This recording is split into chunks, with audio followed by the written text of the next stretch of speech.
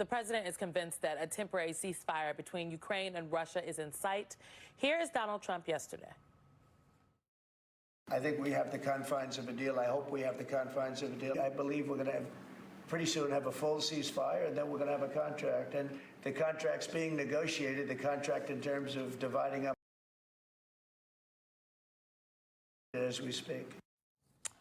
On Wednesday, Ukrainian President Volodymyr Zelensky and Donald Trump agreed in principle to move forward with a 30-day partial ceasefire, halting attacks on energy and infrastructure. Russian President Vladimir Putin has theoretically agreed to the same deal a day earlier. But no deal has been solidified. The Russian readout was different than the Americans' readout. And just hours later, Russian drones struck civilian infrastructure in northeastern Ukraine. He is a senior advisor to Vote Vets and the former National Security Council Director of European Affairs. He's also the author of The Folly of Realism, How the West Deceived Itself About Russia and Betrayed Ukraine. It feels like that's happening right now. It does. It does. Welcome, Alex. Good to see you, man. Look, I want to get your read on a level of optimism about where this is headed, particularly given that, according to Reuters, a Kremlin source told them, quote, Putin is trying to put pressure on Trump and will continue the war. The Ukrainians will retreat and slowly lose territory and people. Is that your assessment of this, of what Putin is doing? And so all of this sort of face-saving around a ceasefire is more political theater than ultimately political reality? First of all, thanks for having me on. Good seeing you, Michael, too. I think this is a fool's errand, frankly. Just listening to the posturing for this, you know, the clip that you played of Trump saying, dividing up the lands. I mean, my gosh, where are we starting? Like, this is Russia's basically, it's the idea that Russia has been successful in conducting this war of military aggression and now gets its reward. It gets some division of lands. And listening to Steve Witkoff's interview with Tucker Carlson was absurd. I mean, the guy doesn't understand that just of imperial Russia, that these are not folks that welcome the barbarism, the rape, the pillaging, the destruction, the oppression by the Russians during the conduct of this war. It's not even the concept of a plan. I think I would wish that I was wrong about this one. I hope that the Ukrainians get what they want, which is an enduring ceasefire. They want it more than anybody else. But the way that we're going about it, easing pressure on Russia and putting pressure on Ukraine is not something that's going to yield results. It's the whole idea that the subtitle of my book, that we deceive ourselves about Russia and betray Ukraine. We pander to Russia. We are accommodating to Russia. We are appeasing Russia repeatedly over the course of multiple administrations.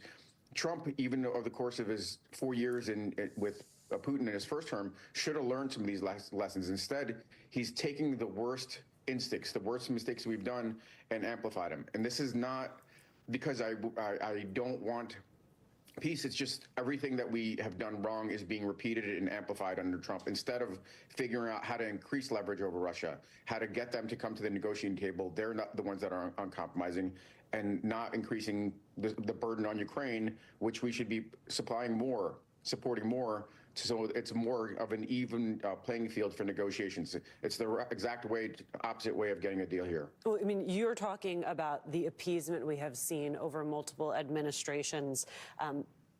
Donald Trump trying to sell it a different way. This is what he had to say about NATO at the White House just yesterday. NATO is solid, they're strong, but they have to treat us fairly.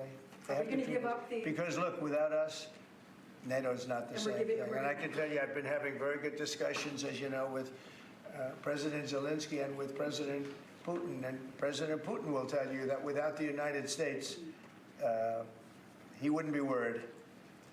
But he is worried when the United States is involved.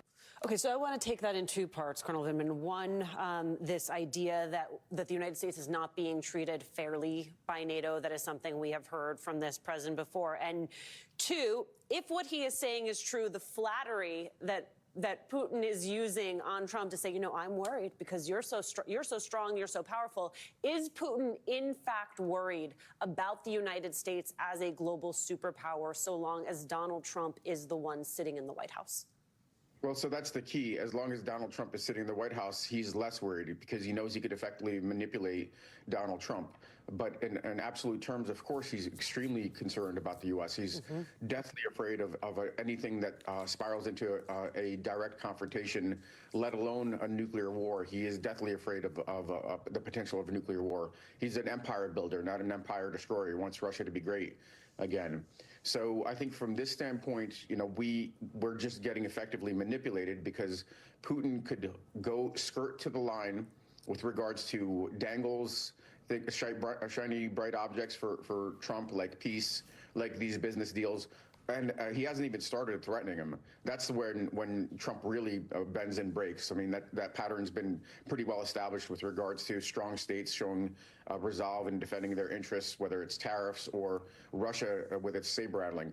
This idea of NATO, the U.S. Being the backbone to NATO, that's true.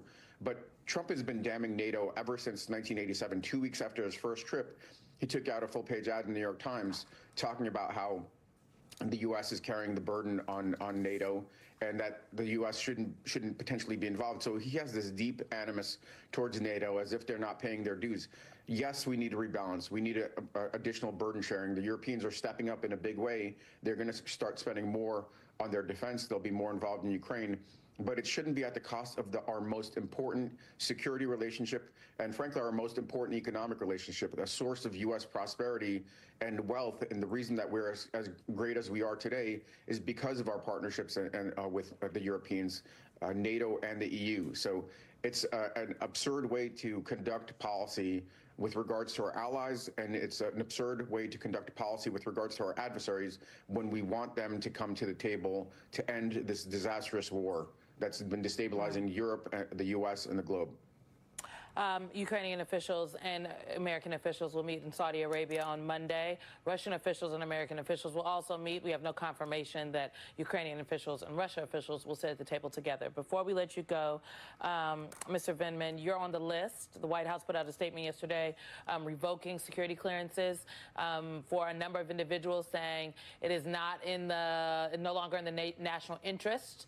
And you are on this list. Your reaction to the White House naming you in this absurd and very bizarre statement? Sure. Thanks for having me on again. But I'm not a weak-kneed billionaire that could be bullied around. I'm not a massive DC law firm with nearly unlimited resources that could be brought to heel by some empty threats. I haven't had an active security clearance for 5 years. And guess what? I revoke the president's revocation. I reinstate my security clearance, and because it's meaningless. I mean, it's noise. It's Friday night theater is what we're seeing here, because they're running out of really cool plays. So now they're digging deep, and it's pretty absurd where they're headed. And frankly, I don't care. This is not something that's going to lose sleep over. Frankly, I'll make fun of it. Brother said he hadn't had a security clearance in 5 years. He said, I revoked the revocation. I revoked the revocation. Do your homework, administration. Brother didn't even have it. A president also does not have a security clearance unless they had one before. But again, yeah, right. Why do the facts matter here? Lieutenant Colonel Alexander Vindman, There's another jam-packed hour of the weekend. His reputation is on the line. Radosław Sikorski said the US president wants to be recognized as a great leader, but in order for that to happen, America needs to prevail. I started by asking him how big a challenge Europe is facing today. Very big indeed, because Russia has put its economy on a war footing, spending 40% of its national budget on fighting this war and on making itself ready for possibly even a larger conflict. So we need to stop spending the peace dividend, and we need to rearm. And that's certainly what the European Union is doing in Brussels today. Do you worry that Putin will outlast everyone in these negotiations, control Ukraine or much of Ukraine, and then move further west? Is that a a genuine fear? That would be his plan, I would guess. He wants all of Ukraine. He denies Ukraine the right to exist as an independent, democratic, pro-Western nation. It's a classic colonial narrative in which he set himself up as someone who decides who may be a nation and who may not. And of course, if he captured the resources of Ukraine, both industrial and human, and the largest army on our side, namely the Ukrainian army, who knows what he might do? It would be mad, but invading Ukraine was not rational either. And could that lead to a war with NATO, in your view? We don't want it. We are a purely defensive alliance, and Putin knows that. He has actually withdrawn troops from the Kaliningrad exclave between Poland and Lithuania and from along the Finnish border, which means that he knows that we are not going to attack him. Let's talk about President Trump. Do you think he cares enough about Ukraine to fight for it in these negotiations? We wish him luck. His approach is unusual. Normally you have secret negotiations, then some confidence-building measures, and but do you think he cares about then Ukraine? when you are confident that a deal can be struck, then the principles bless it. He's spending his executive time on the issue, so he cares about having a success, and we wish him success, which we defined as a fair peace. Not just a ceasefire, but a fair long-term peace for Ukraine. Do you think he can get that? Because the suspicion is that he wants a deal, any deal, preferably one that comes with economic benefits for him. He's talking about taking over ownership of power stations, nuclear station. Do you think that he just wants a deal and out? I think the Russians would make a mistake if they took him for granted. I think he's capable of changing his policy rather rapidly.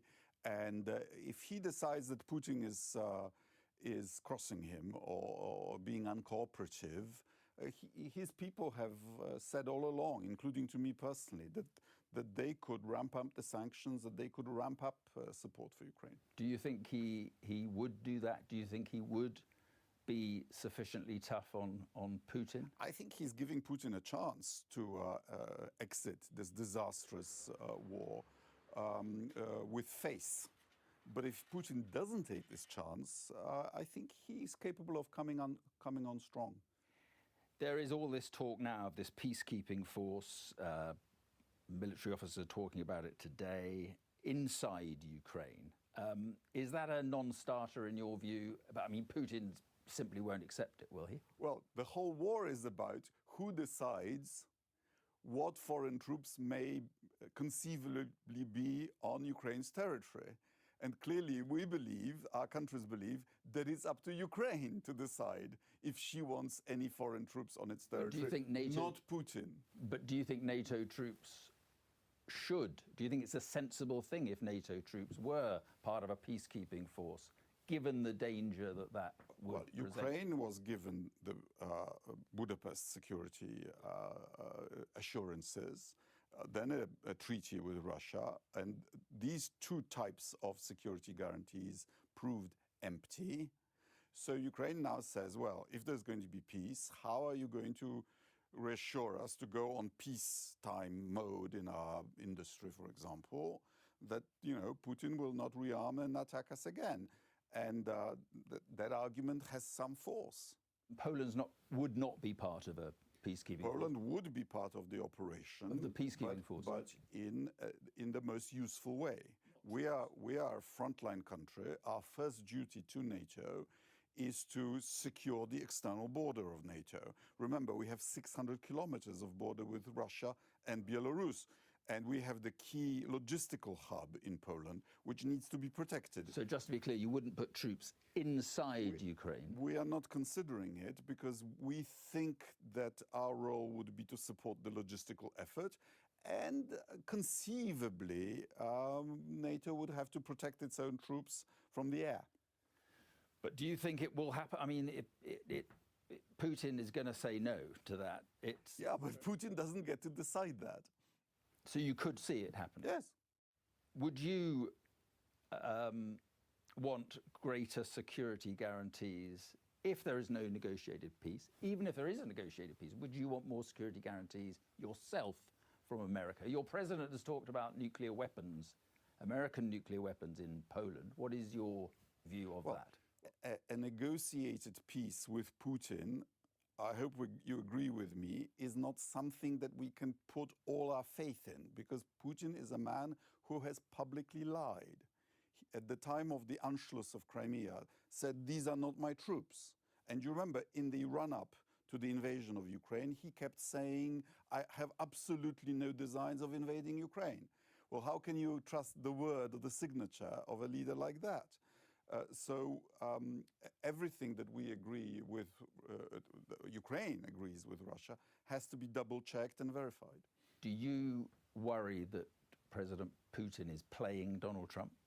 Well, of course, they are making demands, and it's the old Soviet style of negotiating to always escalate demands beyond anything reasonable so that maybe your victim will crack and grant you some of them.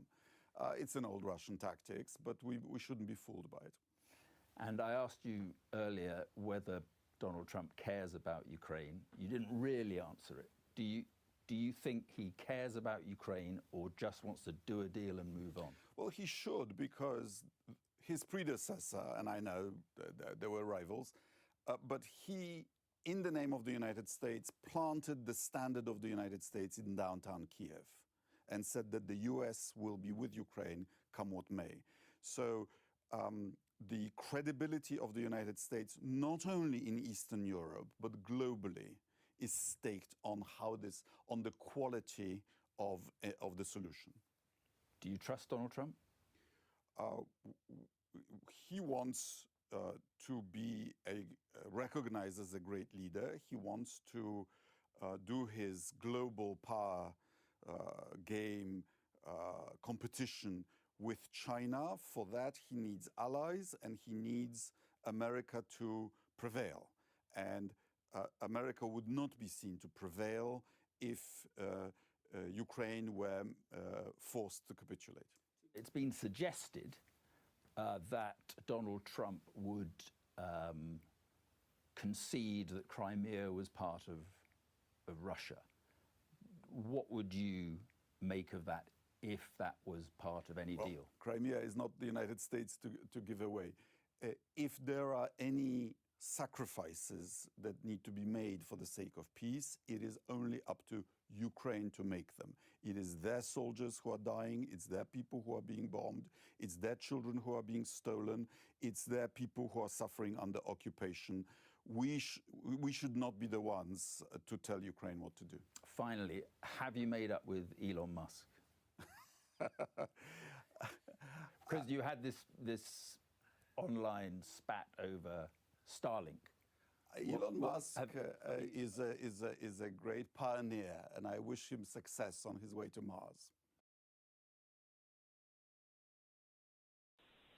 Well, I think they've got to decide together with Europe whether they can continue to fight and fight effectively, because right now, despite the horrible cost in human terms to Russia of this 3-year war, the Kremlin has roughly doubled the amount of Ukrainian territory it held after the 2014 invasion.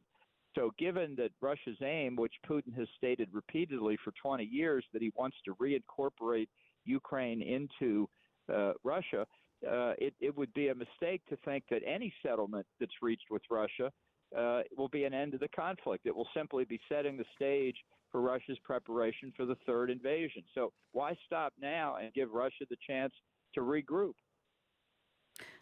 And I suppose the other thing to consider is that under the terms of this ceasefire, Vladimir Putin can continue with his forces to advance the front line. He just needs to avoid, well, it's either energy infrastructure or energy and infrastructure, depending on whose wording of the readout of the call between Putin and Trump you want to take a look at here. But not only would there be a halt to Western aid into Ukraine, effectively Putin can keep fighting. And this is at a point where, certainly from the Ukrainian side, they are struggling on the front line. They've been pulling their forces back in Kursk, an area of Russia that they've occupied. They've been having a lot of success with direct hits, drone hits on Russian oil facilities. But one thing they're not doing particularly well at the moment is ground warfare. And this effectively hands Vladimir Putin a pass, does it not, John Bolton? Surely we have to consider that actually under this ceasefire deal, Vladimir Putin could well take more land in Ukraine. Sure, that's why it's not a ceasefire. I mean, maybe it's good for energy and infrastructure. It's pretty bad if you're a Ukrainian frontline soldier. So you would not describe this as a ceasefire? No, I'd regard it as a redirection of Russian military efforts. There may be lots of reasons why Putin felt that it was advantageous at this point to give Donald Trump something he can declare victory over, which is something called a ceasefire, but which really isn't. This, again, is a measure of Putin's ability to manipulate Trump, to give him a victory rhetorically, but really not change the situation on the battlefield very much. The direction of the momentum on the battlefield today is slightly, very slightly in Russia's direction, and that's what Putin wants to continue, not just in Kursk, but along other areas of the front line in Ukraine. Why has Donald Trump been so open to manipulation? That is the word that you've used. Why has he been so open to manipulation by Vladimir Putin? Because he thinks Putin is his friend, and but what is in it for him? Many times said that relations between two countries are determined by the personal relationships of their leaders, which is ridiculous. Personal relations have their role, but that's not what Vladimir Putin thinks. He thinks Trump is an easy mark, and he's a pliable person that Putin is taking advantage of. What's in it for Trump? He wants the Nobel Peace Prize. And he's irritated and has been for years that Barack Obama got it in 2009 for doing not much of anything except showing up to work every day in his first year as president. And Trump wants one, too. Does this look like peace to you, John Bolton? No, it doesn't. It looks to me like a continued Russian aggression. Look, thanks for being with us. Really. In the last couple of minutes, Israeli Prime Minister Benjamin Netanyahu says that he has ordered strikes against dozens of targets, that's in Lebanon, in response to rockets earlier that were fired from southern Lebanon. So once again, Prime Minister Benjamin Netanyahu has ordered more strikes on Lebanon because of these rockets that were fired from southern Lebanon. There's still been no accountability as to who fired those rockets, but the thought that it could be Hezbollah. So from Lebanon towards the north of the country, it is the first such attack in 3 months. Let's go to Zaina Khalid. She joins us on the phone now from Beirut. Zaina, what more are you hearing about what's happened? Well, this is a developing story. The Israeli military saying that rockets were launched from Lebanon towards northern Israel. There were no casualties. The rockets were intercepted. But no doubt, this development is only going to escalate tensions in that region, escalate tensions as well between Israel and Hezbollah. Now, Hezbollah has not claimed responsibility, at least not yet, for the launch of these rockets. Hezbollah has refrained from launching rockets or drones since late November, since a ceasefire came into force, ending a 14-month conflict between Israel and Hezbollah, these longtime enemies. But since that ceasefire came into force, Israel, the Israeli military, has been carrying out frequent strikes, airstrikes, drone strikes, on what it says are targets linked to Hezbollah, whether they're Hezbollah members, Hezbollah's assets, Hezbollah's infrastructure. And those ongoing strikes are deemed as violations of the ceasefire by Hezbollah and by the Lebanese authorities. So this ceasefire may be largely holding in the sense that we no longer see a wide-scale bombing campaign. But now, with these rockets being launched, are they a message or are they a beginning of action, action that Hezbollah or other groups intend to take against Israel? So the situation is very precarious. and many now expect Israel to respond. But like I mentioned, Israel has been targeting Hezbollah, weapon storages, members in their vehicles. So will that continue, or will Israel raise the level of its attacks? So, according to reports from Reuters, the projectile had reportedly been heading towards Jerusalem. The White House says President Trump, quote, fully supports Israel's actions in Gaza after the IDF resumed ground operations in the war-torn territory yesterday. The Israeli military says it is targeting Hamas infrastructure and weapon sites and has vowed to, quote, open the gates of hell in Gaza if the remaining hostages aren't returned and Prime Minister Netanyahu's demands aren't met. Now, as a response, Hamas fired its first wave of rockets at Israel in months. Israeli officials say no casualties have been reported. CBS News foreign correspondent Ramy Inocencio has more.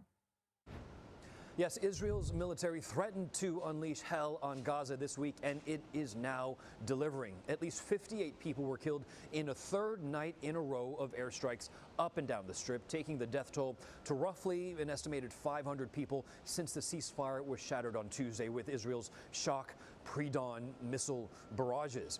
Early morning reports came in today of more airstrikes near southern Khan Yunis and Rafah, which is on Egypt's border. Israeli Defense Minister Israel Katz has warned Gaza to return the hostages and expel Hamas, the alternative being total destruction and devastation. However, collective punishment is a violation of the Geneva Conventions and deemed a war crime. In reaction to Israel's renewed bombing of Gaza, Houthi militants in Yemen claimed that they fired a hypersonic missile at Israel before dawn this morning. We here in Tel Aviv were jolted awake at about 4 a.m. This was the second Houthi missile directed here in 3 days, and this new attempt targeted Ben Gurion International Airport just south of Tel Aviv.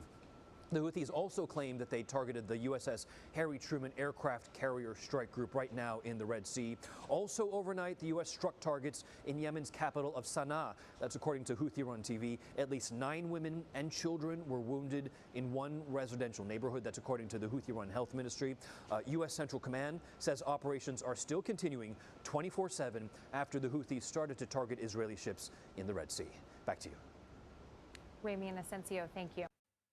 I want to bring in Mark Cancian for more on this. He's a senior advisor with the Defense and Security Department at the Center for Strategic and International Studies. Mark, thank you so much for joining us today.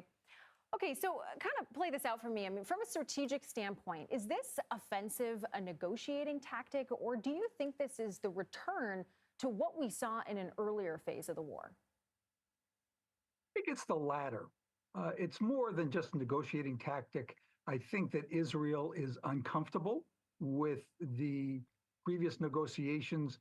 They had thought that they might destroy Hamas and therefore could withdraw and get its hostages back. It looks like Hamas is still active. And when the Israelis leave, they will take back over. The Israelis find that unacceptable. I mean, what does this mean for the future ceasefire negotiations? Because let's remember, there are still hostages there. There is pressure on Netanyahu from his own people to get those back. There is, but I think Israel has made a judgment that they can put pressure on Hamas.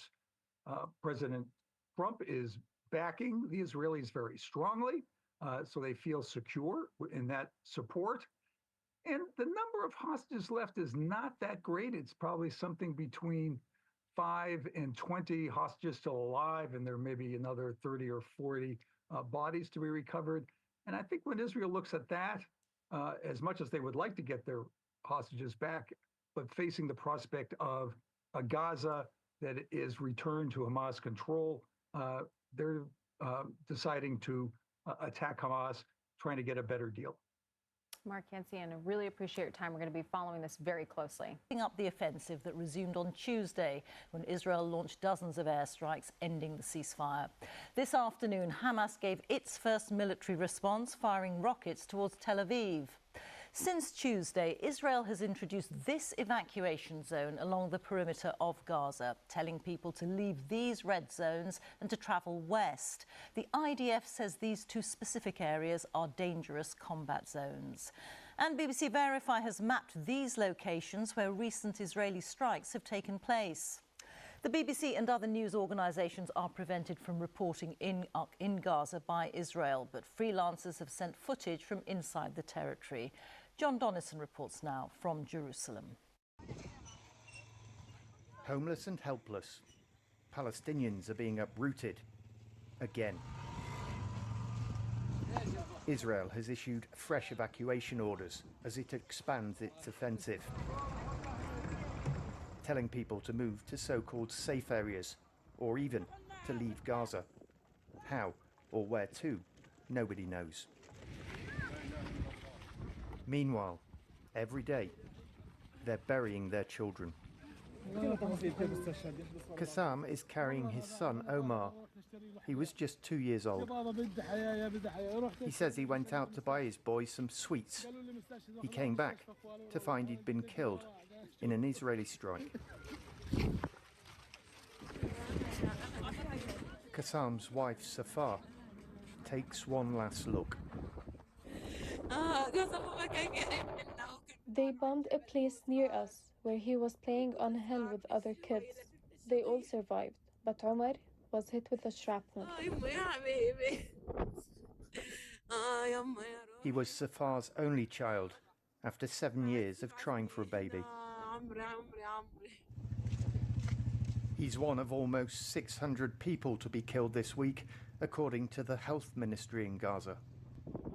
And in a cemetery with tombstones made of rubble and breeze blocks from destroyed homes, Omar is laid to rest in a shallow grave. The flicker of hope the brief ceasefire offered is now gone. Schools are once again closed. So children are having to teach themselves. Her friends in front of her, 13-year-old Judy, leads the class. Schools in Gaza have now been shut for almost 16 of the last 18 months. I feel fear and sadness because there will be bloodshed again. There won't be security and safety anymore. When we had the ceasefire, we felt a bit safe. I could go to school and we were happy. For Gazan families, the daily struggle to survive goes on. Israel says they face complete destruction if Hamas isn't eliminated and the hostages returned. And we can speak to John, who's in Jerusalem for us tonight. John, Hamas have not reacted militarily to Israel ending the ceasefire until now. No, look, their military capability has clearly been massively diminished, but today they wanted to send a message, and for the first time in a long time, they fired 3 rockets out towards Tel Aviv. 2 of them landed in open areas, and 1 was shot down by Israel's Iron Dome missile defense shield. But the Israelis are also wanting to send a message, and the message is not just to Hamas and the people of Gaza, but it's also to the Israeli public, many of whom want the war to continue. And basically that message is, we need to finish the job, and we're going to continue until Hamas is completely destroyed and all the hostages are freed. And the sad fact is that as the days progress, even though negotiations are continuing, that the worst could still be to come.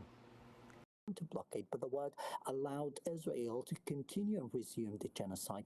This is literally unbearable. I can't tell you how we're feeling, how the children are feeling. Now, in Deir al-Balah, we've gone away right now. We've visited one of the nearby centers, the desalination plants, and they've told us that they don't have a single drop of potable water. So Deir al-Balah is devoid of a single drop of water, of potable water for the population. So how can we cope? We cannot really brace ourselves for starvation again, for bombardments again. We cannot really blot out our pain because we don't have the means to live. Yeah, I wanted to ask Diana Butto, the reports from the AP, press reports in recent days that the United States and Israel have reached out to 3 African governments, Sudan, Somalia, and Somaliland, for possibly hosting Palestinians who would be removed from Gaza. Your reaction to that? It's not at all surprising. This is exactly what Israel has been wanting to do, which is to commit genocide as well as ethnically cleanse Gaza. And the fact that we're seeing these plans go ahead, despite the fact that both of them are illegal under international law, it shows you the state of the world.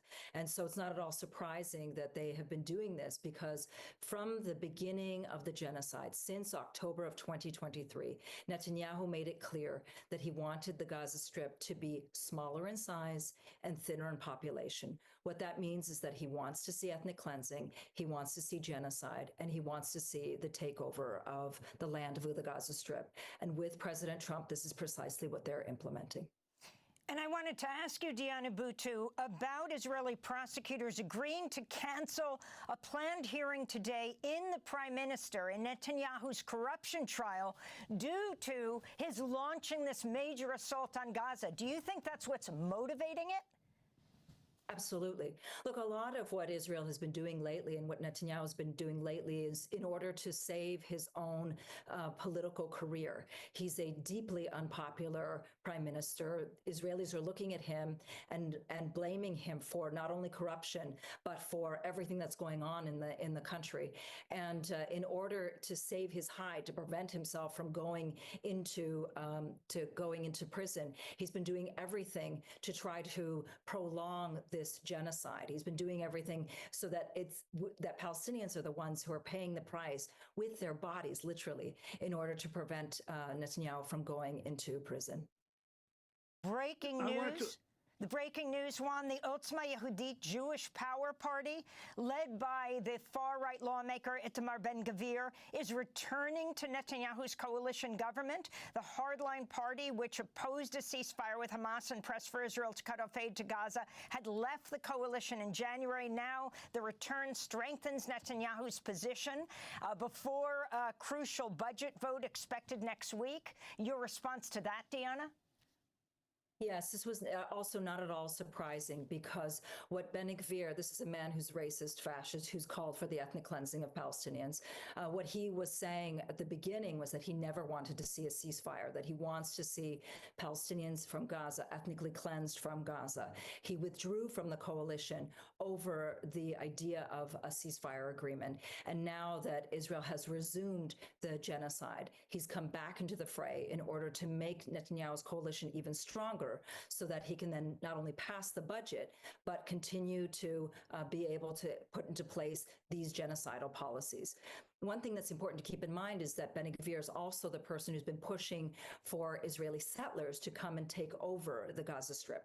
So what we're now seeing is a combination of the continuation of genocide, as well as pushing forward. We're probably going to see pushing forward plans for Israeli settlers to take over the Gaza Strip, something that they were talking about from the very beginning. And Abu Bakr Ahmed, if you could still hear us, I wanted to know even before Israel resumed bombing, what was the situation in terms of receiving aid or water for the people in Gaza? For 16 days, consecutive 16 days, there hasn't been a single aid truck allowed into the territory, and has exacerbated the situation. And even during the ceasefire, we're talking about more than 150 that have been killed. Now, Israel, in just 10 hours, has killed double this number, over double this number, in fact. And we're now just seeing markets running out of food. Like, I've gone out to see if markets have food items at the moment, but they don't have. And now, what is this situation? We talk about the hospitals here. They are calling out people to come and donate blood because they don't have blood. UNICEF talked to a doctor from the hospital in Maseret, and he told me that the hospital is devoid of literally every basic necessity. They deal with the bare minimum in their hands, the less than the bare minimum in their hands. They're trying to treat patients with almost nothing. That is absolutely barbaric, because Israel hasn't been allowing aid into Gaza, hasn't been allowing medical supplies. They needed medical supplies to treat the influx of injuries that have been left because of the war, because of the genocide. Now, more than 600, 700 have been wounded in the past 10 hours. Well, 400 have been killed. More than 400 have been killed. I don't know when this will end, but we're hearing by Israeli quadcopters and along the eastern outskirts, quite a few meters away. I haven't slept all night. I haven't slept until now. So when when can we have kind of relief? When can we stay like calm and have our rights as a human? We're still in the same bubble. Palestinians dream to live. The whole world to dream. We want to go out of that zone and have dreams. No dreams. Even there's a dream that we want to live is no longer feasible. That is the peak of the humanization.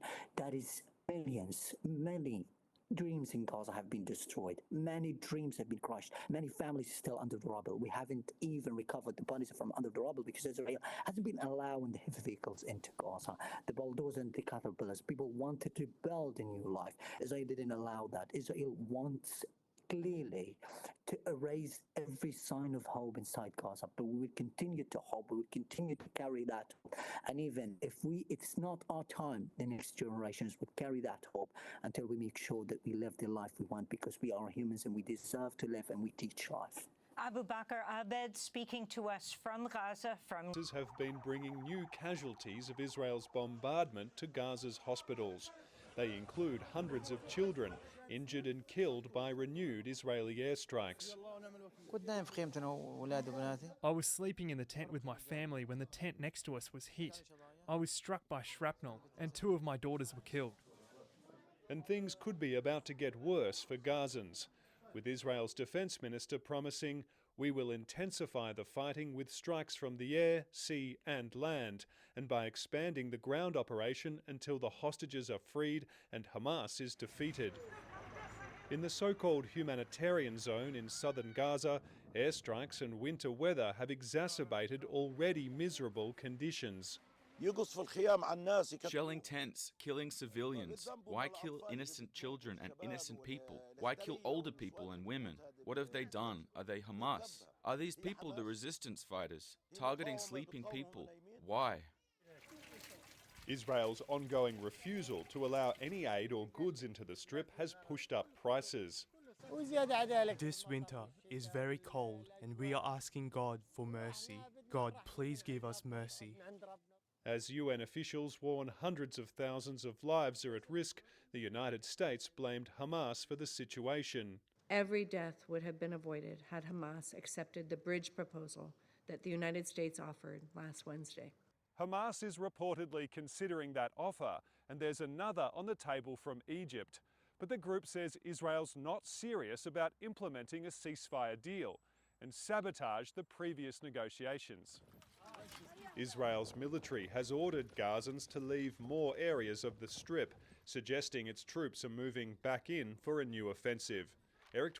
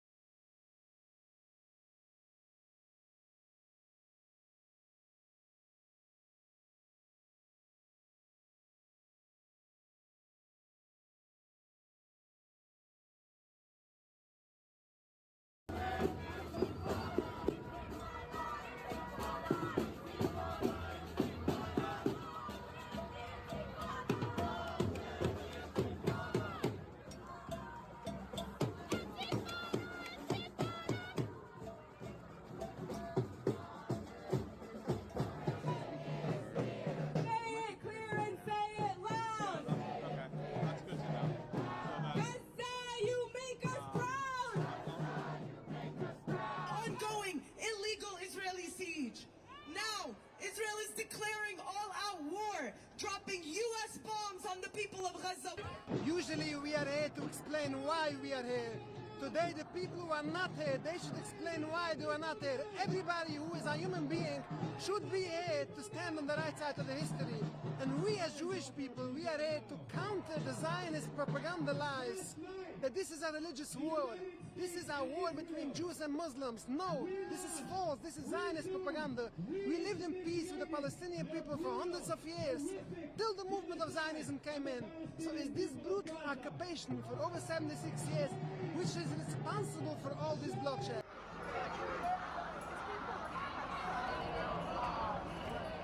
This is absolutely unacceptable. It is Israel and the United States that have greenlit a return to genocidal air after more than 2 weeks of a full, total siege. No water, no desalination plants, no electricity, no medicine. This is an attempt to destroy an entire population. You can see the anger and the outrage in the crowd. These are the desperate attacks of a losing project. They're on the verge of agreeing to a ceasefire, and then they're killing 400 people overnight. I mean, it just seems like very strategic and really very evil, really. Too much. The breaking of the ceasefire, I think, was bound to happen. And so that's why you're here? Yeah, we knew this protest would happen on the Hamas side, and we came to show that we're, on this side. Tell us about that. What? Tell us about that.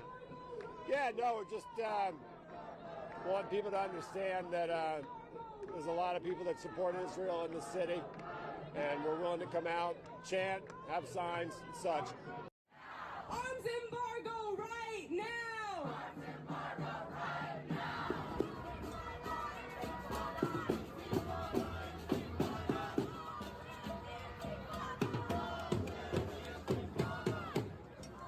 Federal judge demanding answers about those deportation flights, sending hundreds of Venezuelan migrants to El Salvador. The judge frustrated, accusing the government of, quote, not being terribly cooperative.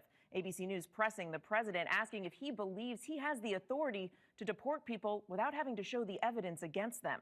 Here's ABC's senior national correspondent, Terry Moran.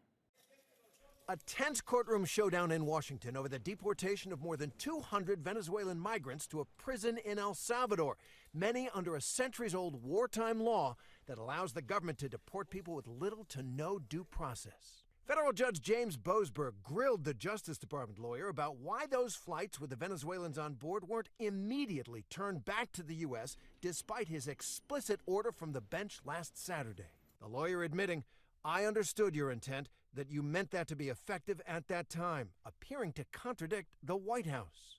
And Judge Boasberg drilled down into how this deportation order was issued, asking why President Trump signed it behind closed doors and delayed making it public.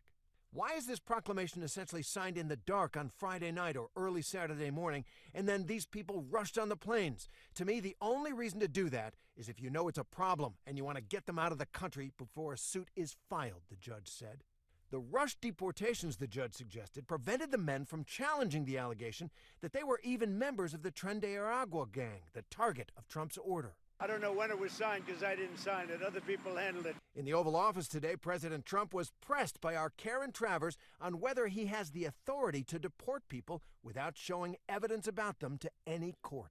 Mr. President, do you think you have the authority, the power to round up people, deport them, and then you're under no obligation to a court to show the evidence against them? Well, that's what the law says, and that's what our country needs, because we were, unfortunately, they allowed millions of people to come into our country, totally unvetted, totally unchecked. And the president once again today lashed out at the judge. You can't stop that with a judge sitting behind a bench that has no idea what goes on, who happens to be a radical left lunatic.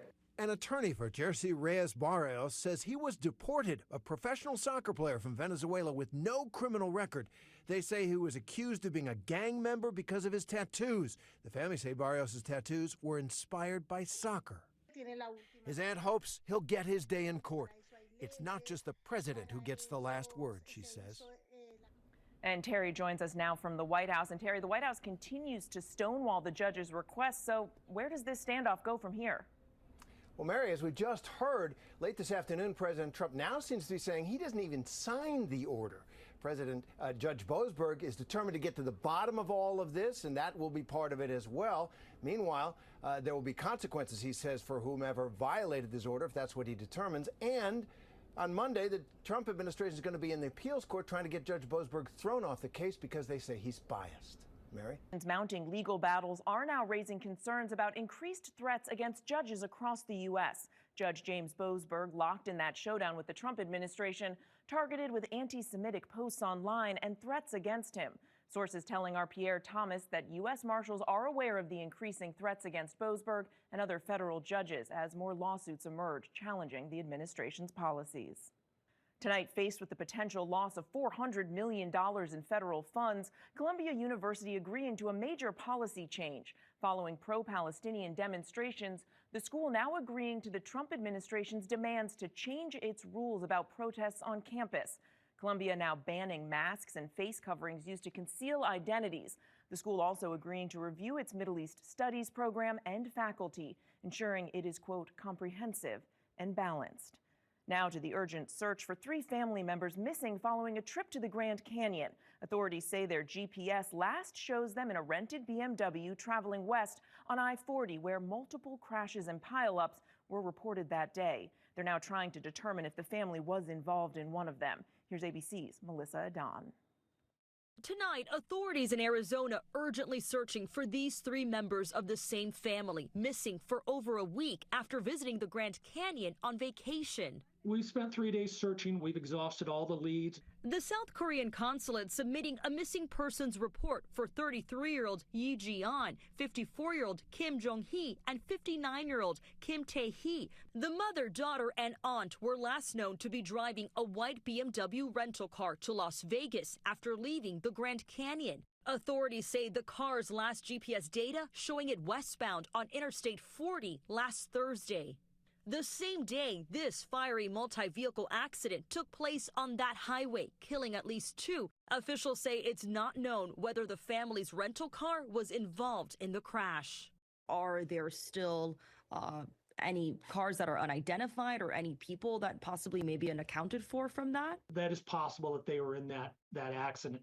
We've also checked all the hospitals. We haven't had any contact. No further pings on the phones or the GPS contact with that car. Investigators say that piled up several incidents of vandalism against Tesla dealerships and charging stations. Overnight, firefighters in Fargo, North Dakota extinguished a fire at a Tesla charging station. Officials say the incident is suspicious.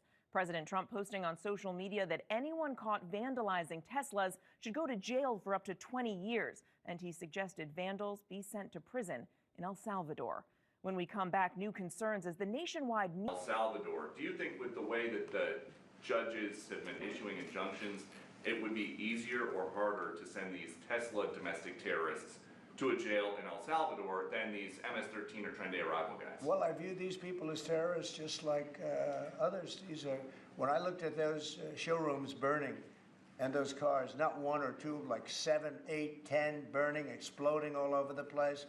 These are terrorists. You didn't have that on January 6th, I can tell you. You didn't have anything like that on January 6th, which is sort of amazing because on January 6th, the Democrats were talking. Nobody was killed other than a very beautiful young woman, Ashley Babbitt. Nobody was killed. And you look at what's going on now with these terrorists.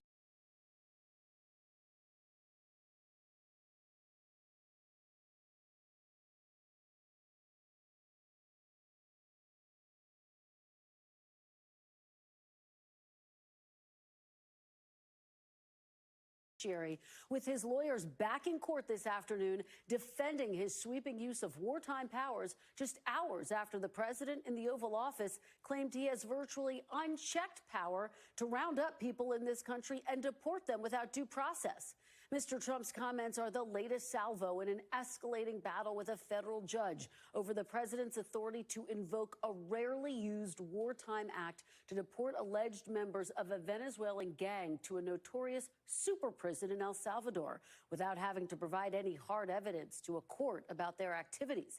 Now, late yesterday, the judge who's trying to determine if the administration violated his order about those deportation flights called the government's answers to his questions, quote, woefully insufficient.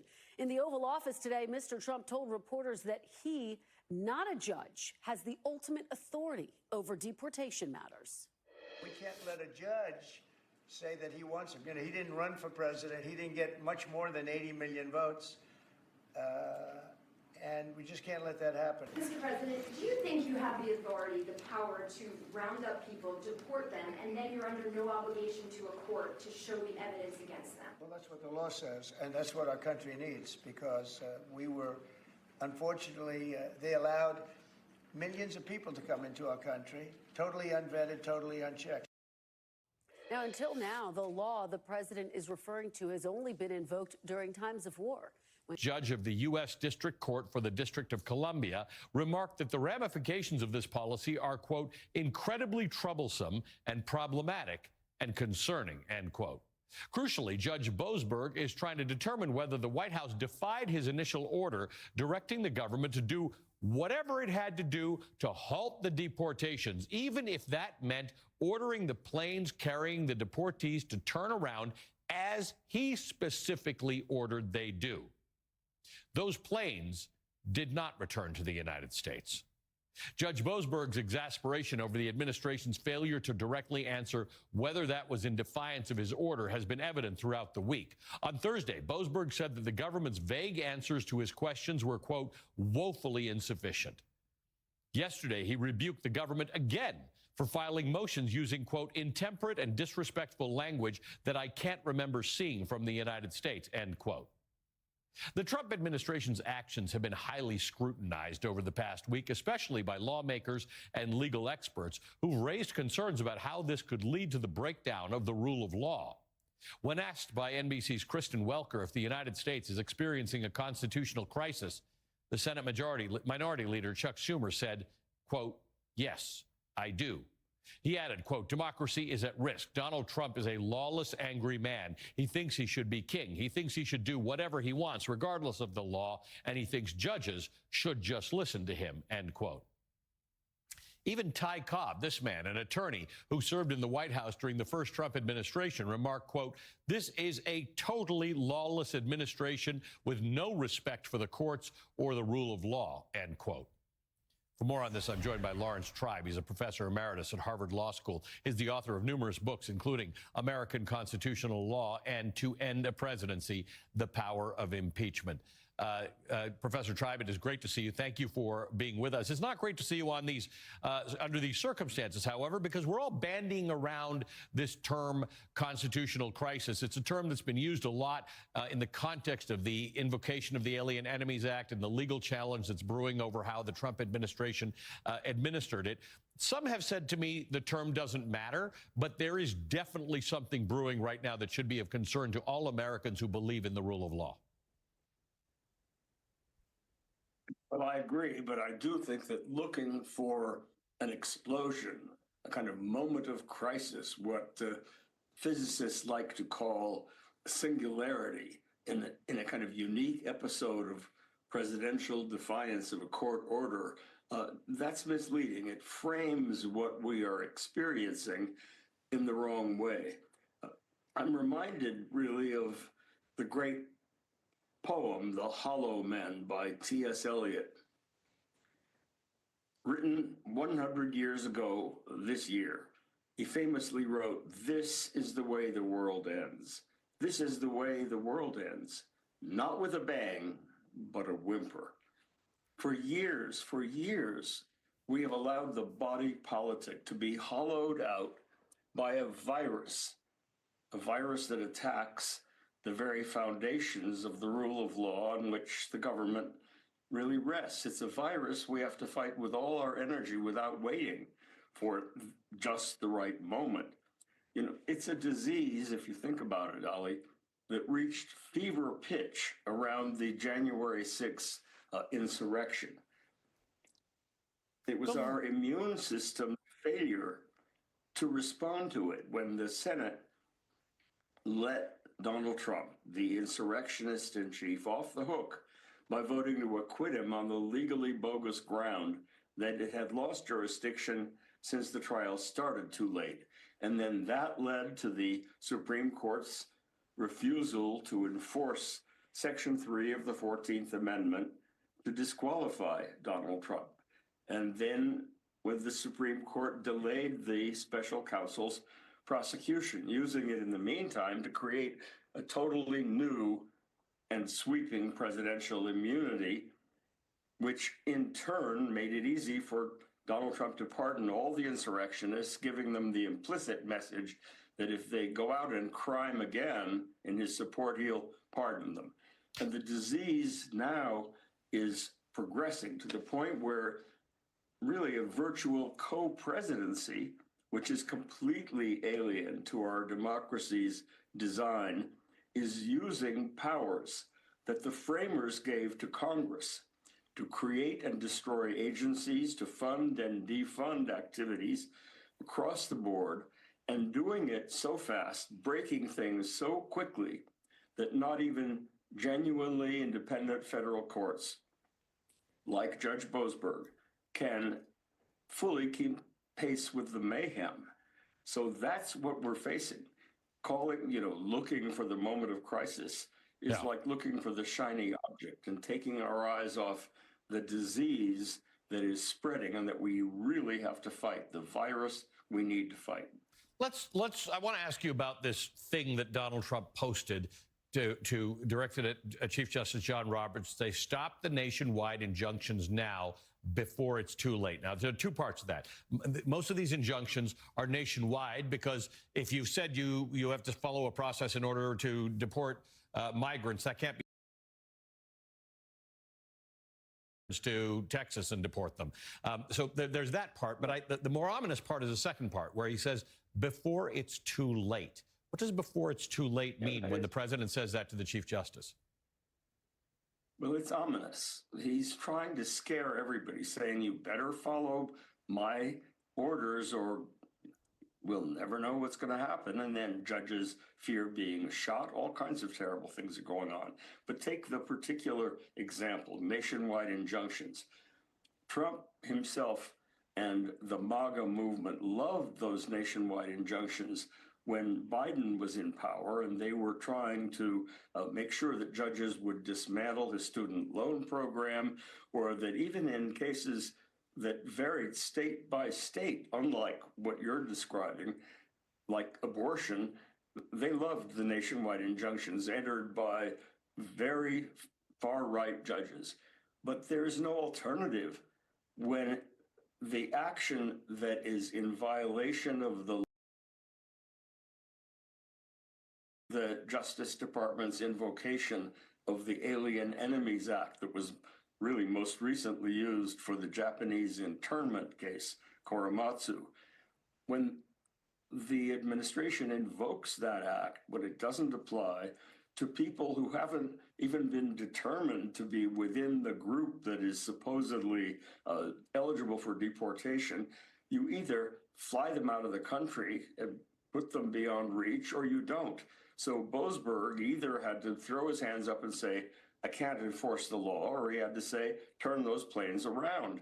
That's what he did. And now we're told by Trump, oh no, these nationwide injunctions are terrible. It is hypocritical, it is lawless, and it is a provocation when the Chief Justice rightly says, you can criticize judges all you want, but don't threaten to impeach them and put a target on their backs for doing.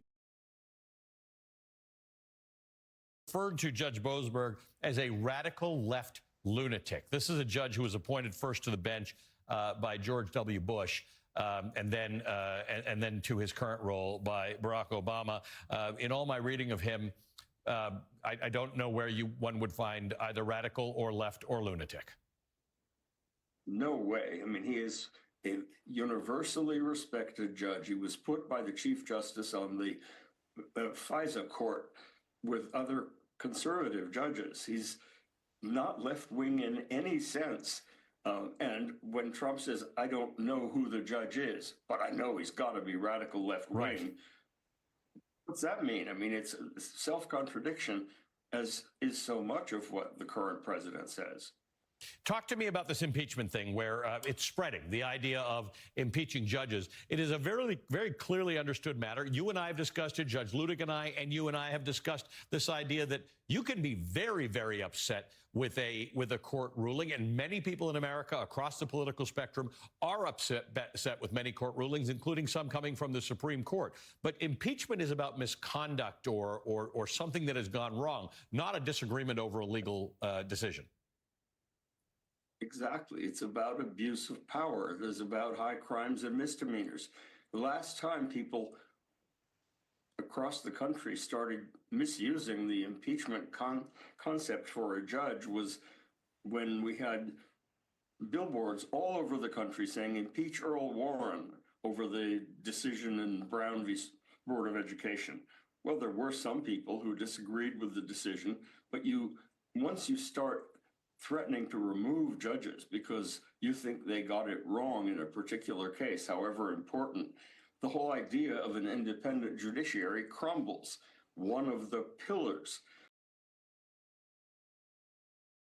becoming a complete dictatorship or an oligarchy or an autocracy of some other kind is the idea that the judiciary is independent.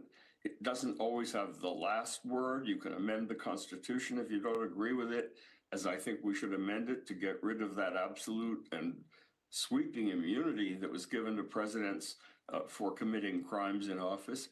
But you don't threaten to remove the judge. And when you do, and couple it with the kind of provocative, violent rhetoric that we are hearing now, you have things like Judge Salas's son being killed by someone who was trying to shoot her because he didn't agree with her decision. That's not how a country that is based on law and order and self-government can ever survive. And that's why I think the virus that has been spreading ever since the January 6th insurrection has got proposal. Everyone has to stand up and not simply cave in and obey in advance the way some are doing to Donald Trump's threats. Professor, it's always an honor to have you on the show. Thank you for joining us this morning. Professor Lawrence Tribe is a professor emeritus at Harvard Law School. He's the author of several important... ...lacked ambition. He pledged to make space travel more sustainable. That sort of worked. He wanted to pack humans into capsules and fire them at hyperspeed down vacuum tubes. Still a work in progress. As is the proposed colony on Mars. But as his electric car maker Tesla's share price languishes below its once dizzying highs, he's busying himself with another project. Gave these back-to-back gestures that people are saying mimicked a Nazi salute. You see it there. Elon Musk has not directly addressed this, but he has appeared to edit out that gesture from the video that he posted on X, the platform he, of course, owns. Help us understand what transpired. Thank you.